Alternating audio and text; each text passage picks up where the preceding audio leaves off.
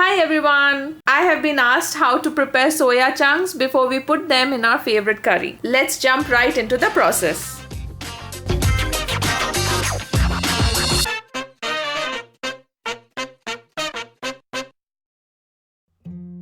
Like if you like this tip and subscribe to be with me in this flavorful journey.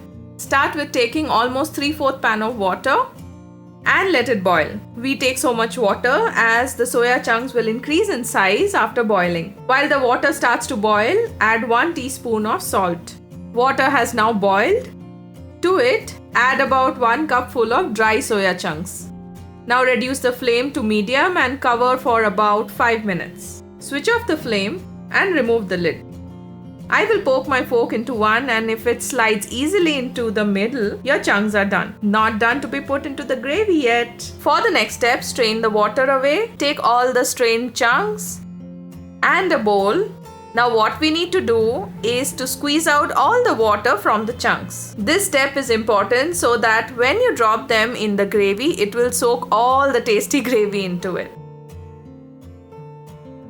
I'm sure you would like to use it in one of your favorite recipes.